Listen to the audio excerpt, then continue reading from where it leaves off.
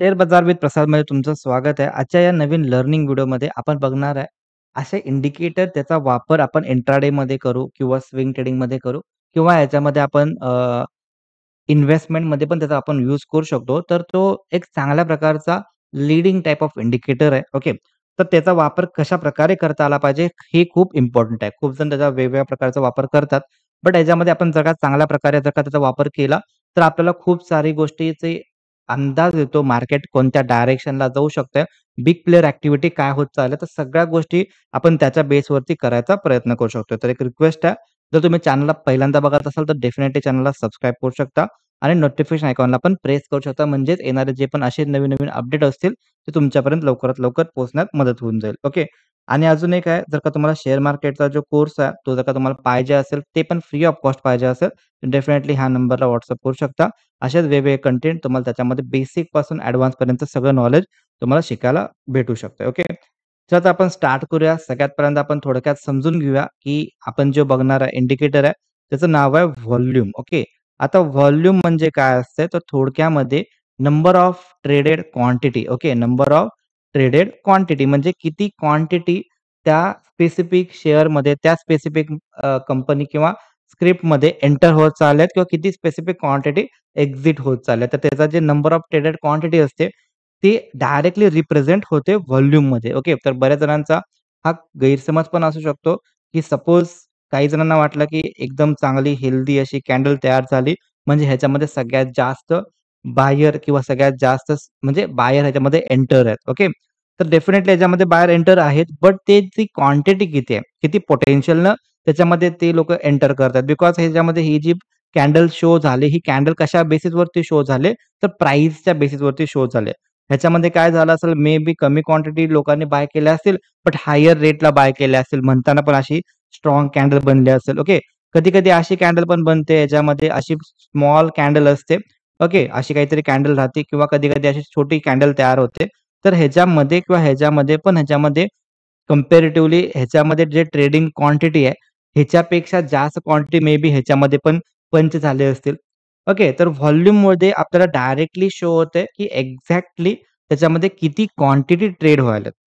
Okay. तर big प्लेयरकडे जास्त quantity असते, तर बिग प्लेयर ॲक्टिव्हिटी त्याच्यामध्ये एंटर व्हायला लागले का नुसतंच आपल्याला कॅन्डल शो व्हायले मोठे याच्यामध्ये आपण ट्रॅप होऊ शकतो. तर बऱ्यापैकी सगळी आयडिया जी आहे, ही आपल्याला व्हॉल्यूम ह्या इंडिकेटरवरती बघायला भेटते. ओके. तर त्याचा आपण कशा-कशा प्रकारे वापर करू शकतो, तर त्याचा आपण वापर करू शकतो ब्रेकआउटमध्ये. ओके. तर मोस्ट ऑफ टाईम जिथे ब्रेकआउट येतात, ओके, मोस्ट ऑफ टाईम जिथं पण ब्रेकआउट येतात किंवा जिथं पण ब्रेकडाउन येतात, ओके. तर हे ब्रेकआउट नंतर मार्केट कितपत सस्टेन होऊ शकते किंवा ब्रेकडाउन नंतर मार्केट कितपत सस्टेन होऊ शकते, तर ह्याचा पण एक अंदाज, ओके, अंदाज आपल्याला व्हॉल्यूममध्ये समजतोय. ओके. त्यानंतर ना याच्यामध्ये व्हॉल्यूमचा वापर करून आपण मार्केटमध्ये फ्लो येणार आहे का? ओके.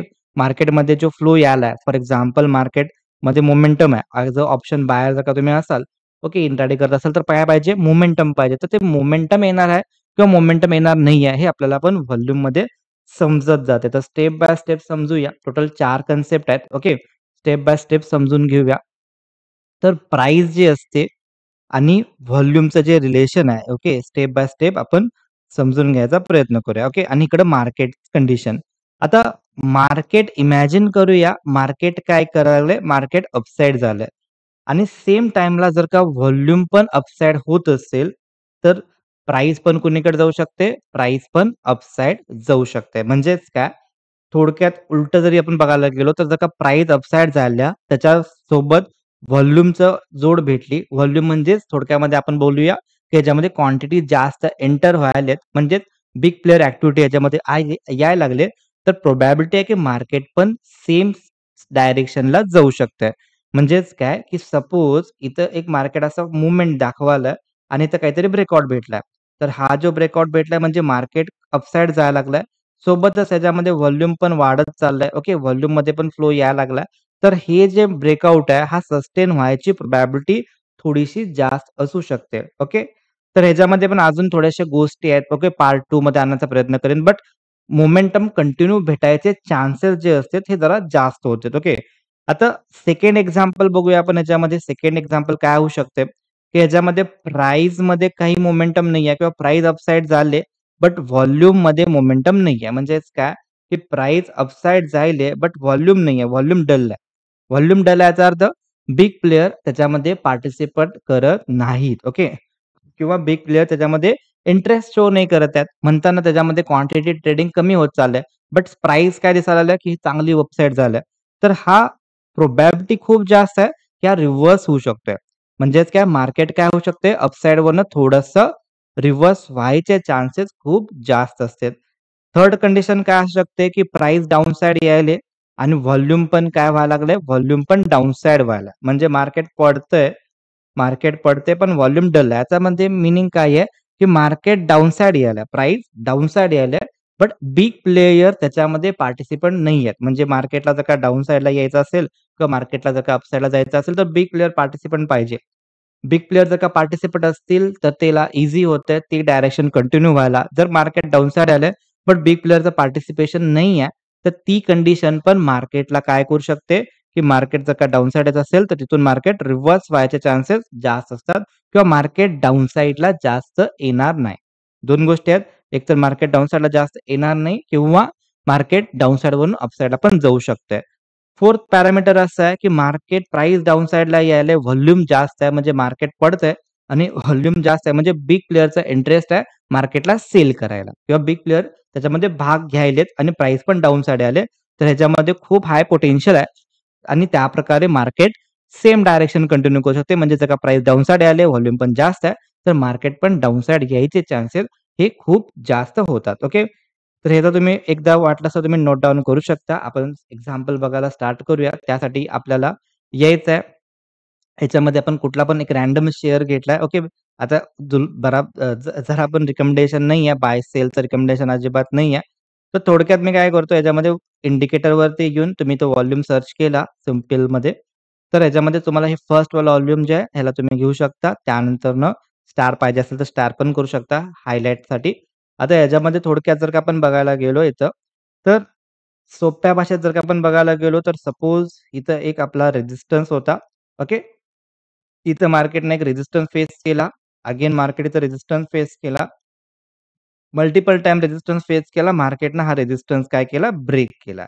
आता इथं ज्यावेळी मार्केटनं तो रेझिस्टन्स ब्रेक केला, तर तुम्ही इथं जर का आला क्रॉसरवरती, तर तुम्हाला इकडं पण व्हॉल्यूम शो होते. ओके. थोडंसं जर का ह्याला तुम्ही हे केलं, तर इकडं जर का आला, तर इथं पण काय होतंय, इथं जी व्हॉल्यूम ॲक्टिव्हिटी आहे, ही पण शो होते. म्हणजे इथं जर का आपण आलो, तर इथं पण व्हॉल्यूम ॲक्टिव्हिटी शो व्हायला लागते. ओके. तर ब्रेकआउट भेटला, तर आपण मोस्टली काय करू शकतो, की तो ब्रेकआउट सस्टेन राहणार आहे का नाही, यासाठी आपण व्हॉल्यूमचं चेकआउट करू शकतो. जर का इथं आपण बघायला गेलो, तर इथून प्राइस काय व्हायला लागले, प्राइस अपसाइड झाले. तर इथून जर का आपण बघायला गेलो, तर इथं व्हॉल्यूम थोडंसं कमी आहे.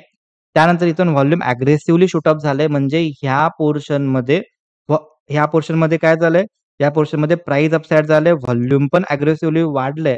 तर याचा अर्थ आहे, की मार्केट तेच डायरेक्शन कंटिन्यू करू शकते. त्यानंतर मार्केटनं सेम डायरेक्शन कंटिन्यू केलं. त्यानंतरनं काय झालं, की त्यानंतर मार्केट जर का बघायला गेलं, तर व्हॉल्यूम थोडंसं डलिश झालंय. ओके. इथं जाऊन थोडंसं हॉल्ट केलंय आणि इथं फायनली मार्केटनं काय केलं, ब्रेकआउट दिला. आता जसा ब्रेकआउट दिला, तर हे प्रिव्हियस ह्याच्यामध्ये जे आहे, ओके, व्हॉल्यूम काय झाला, वाढला. तुम्ही ह्याच्यामध्ये अजून एक हेल्प पण घेऊ शकता. व्हॉल्यूमला जर का आपण इथं सेटिंगला गेलो, तर एव्हरेज व्हॉल्यूम जे असते, ओके, तर ते पण ह्याच्यामध्ये डायरेक्टली आपल्याला समजतंय. ओके. व्हॉल्यूम मूव्हिंग एव्हरेज ह्याला पण तुम्ही यूज करू शकता. तर ह्याच्यावरनं पण एक आपल्याला आयडिया येते, की प्रिव्हियसपेक्षा मूव्हिंग एव्हरेज म्हणजे एव्हरेज मूव्हिंग एव्हरेज आहे हे. ओके. तर ह्याच्या म्हणजे इथं पण ब्रेकआउट आला असता आणि इथं पण व्हॉल्यूमचा ब्रेकआउट आला असता, तर शो होते, की ह्याला स्ट्रेन दाखवते. बट सध्या काय झालं, सध्या ह्याच्यामध्ये व्हॉल्यूम डल आहे, बट ब्रेकआउट भेटला. त्यानंतर मार्केट थोडंसं अपसाइडला गेलं, परत रिट्रेसमेंटला आला. ओके. आणि इथून ज्यावेळी हे अपसाइडला जायचा प्रयत्न केला, त्यावेळी व्हॉल्यूम पण याच्यामध्ये ग्रोथ भेटली. ओके. इथं काय झालं, व्हॉल्यूम पण याच्यामध्ये ग्रोथ भेटली आणि त्यानंतर इथं कन्फर्मेशन आहे, की इथून व्हॉल्यूम ब्रेकआउट पण आला. हा रेंज ब्रेकआउट पण होता. व्हॉल्यूम ब्रेकआउट आणि रेंज ब्रेकआउट आणि सस्टेन पण झाला. मग त्या कंडिशनला मल्टिपल कन्फर्मेशन आपल्याला भेटले आणि त्यानंतरनं इथून आपल्याला एक रेंज बघायला भेटली. त्यानंतरनं अगेन जर का आपण बघायला गेलो इथं, तर इथं पण आपण चेकआउट करू शकतो, की इथं पण आपल्याला एक डार्वास बॉक्स ब्रेकआउट भेटतोय.